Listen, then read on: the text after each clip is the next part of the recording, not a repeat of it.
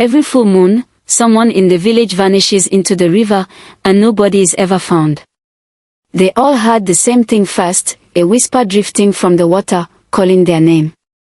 For 20 years, the village survived one rule: never answer after sunset. Until Kito heard it too. But this time, the voice sounded exactly like his dead mother. And he answered, "Stay until the end, because what rose from that river was never meant to be seen again." The village of Umuaja did not fear war. They did not fear hunger. They feared the river. Because every full moon, it took someone. Nobody. No trace. Only silence. And a name, whispered from the water before they vanished. At first, the village fought it. They guarded the river. They prayed. They stayed awake all night. But it never stopped. Because the river did not drag people. It called them. So the elders created a rule that saved lives. Never answer the river after sunset. Not even if it calls your name. Not even if it sounds like someone you love. Especially then. For years, it worked. But rules mean nothing when grief is louder than fear. And Kito had too much grief. The river had taken his mother. One night. Nobody. No goodbye. Just gone. And from that moment, Kito stopped believing in silence. Because silence never gave answers. Only pain. So he started listening. Asking questions no one wanted to answer. What is the river? Why does it call names? Where do the people go? The elders warned him to stop. But curiosity grows stronger when answers are hidden. Then came the night everything changed. The village was quiet. Too quiet. Even the animals were silent. Even the wind felt wrong. Kito sat outside alone. And then he heard it. Kito. He froze. His chest tightened. The river had never spoken his name before. Again. Kito. Closer. From the water. His breath stopped. He stood slowly. Every warning in his mind screamed at him to run. But his feet didn't move backward. They moved forward. Then the voice changed. Soft.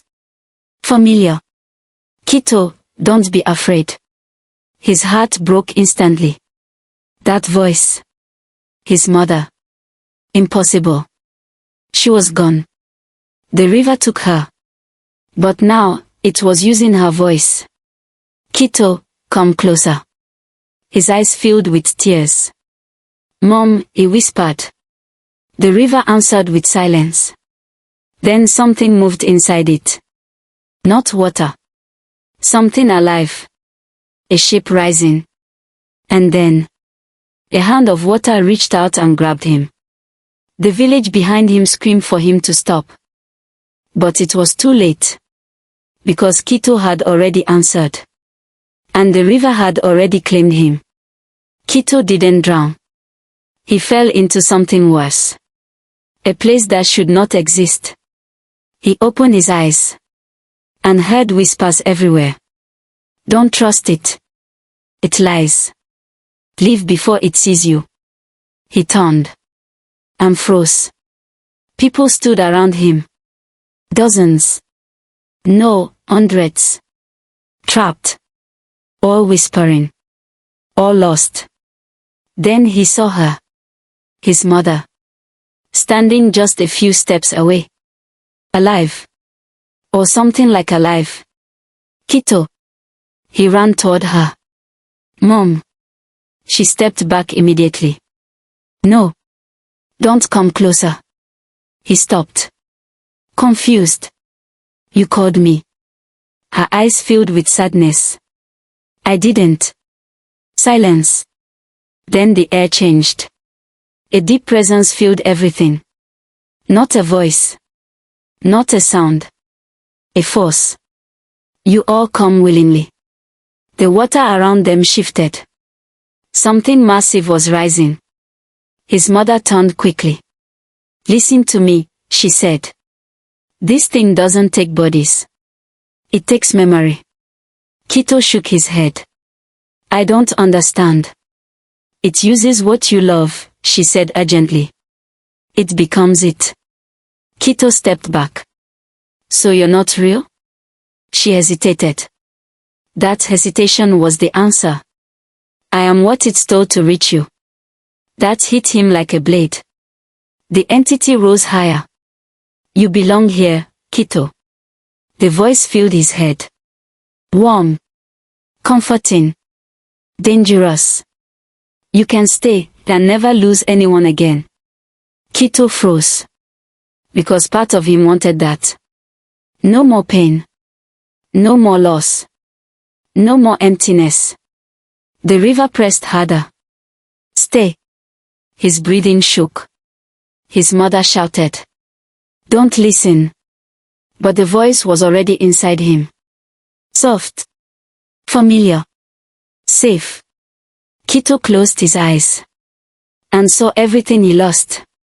Then he opened them. And made his choice. No. The river trembled. What did you say? Kito stepped forward. I said no. The entity screamed. The word cracked. His mother grabbed him. Run. But Kito didn't run. He turned to the darkness and shouted. You don't get to use us anymore. Silence hit the river. For the first time. It hesitated. And that hesitation broke everything. Kito woke up on the riverbank. Coughing. Alive. Villagers pulled him away in panic. He answered it, an elder whispered. But Kito sat up slowly. It's not a river, he said. It's a trap. It uses voices. Memories. Love. Fear spread instantly. Then he said the truth no one wanted. The rule was never to protect us from the river. It was to protect us from believing it. That night, the river stayed silent. No one disappeared. But Kito knew. It was still there. Waiting. Learning. Listening. And deep beneath the water, a whisper returned. Kito. He didn't answer. But the river was patient. It always is.